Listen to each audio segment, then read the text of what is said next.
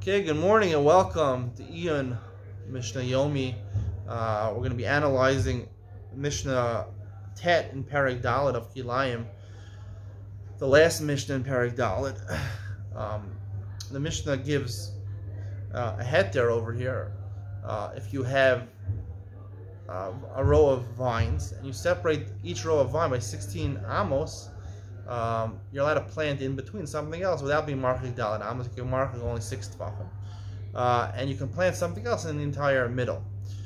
Rabbi Yehuda is interesting. Rabbi Yehuda says that there was a place, he brings an incident which happened, where what they would do, the minhag is that they didn't plant the same empty space every year. You'd plant dirt, some wheat crops, let's say 1 year, then you leave it fallow the next year. So what you do, you'd have, let's say, 3 rows of vine, each separated by 16 amos. You'd plant in between one of those 2 areas.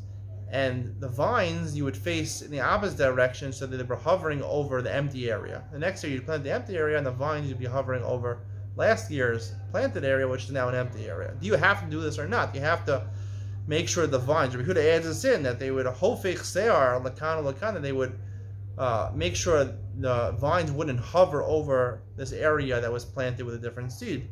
Doesn't make a difference or not. So this is a machlokes, Melech Shlomo brings this as an actual machlokes between the Rashbam in Baba Basra, Rashbam Rabbeinu Shmuel, and the Aruch. They both say that Medina. It sounds like that from the Mishnah. Ba'maisa chum hitiru.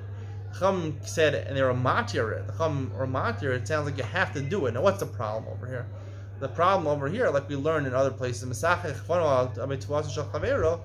it's kiddush that if the vines hover over the tfuah, if they're close enough that it would grow, because of the vines, it would add to the growth of the wheat, let's say. So that would be considered to be maybe instead of abundant, maybe it's the raisa of kilayim. Here, do you have to do it or do you not have to do it? So it would seem from that Mishnah, the machlokes is you answer davar she'en shelo and ask davar she'en shelo, but if it both belong to you, for sure would answer it. So it seems logical to assume that Rabbi Yehuda is telling you the halacha. That's what the Rashbam and the Aruch say. It had to be this way because if the vines are hovering over this empty area, even though it's not a kerem, it still would be a problem. So, but the problem is Rabbi Adi Bar Tanura argues, and then the Rash also argues. They say that was just the minhag, or Rabbi Yehuda was just telling you that was the incident. It could be that's just the way they did it. The way they did is that 1 year they plant this way, 1 year they plant that way, and they would just make it easier. They would turn it to where it wasn't planted that year.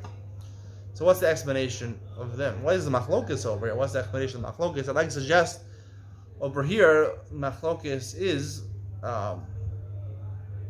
by kerem, right? We say that kerem, the pasuk says, right? If it's a kerem, everyone agrees. If it's a kerem and it touches the other tfuah, and if it's yours, everyone agrees with makadesh. It will make it kilayim. Over here, we're not exactly dealing with a kerem. Only according to Beis Shammai. According to Beis Hillel, it's not a kerem. 1 shura does not make it a kerem. If there's 1 shura, it's not considered a vineyard. And you have 16 amos between the 2 shuros, it's no longer a vineyard anymore. So that's the question over here. Can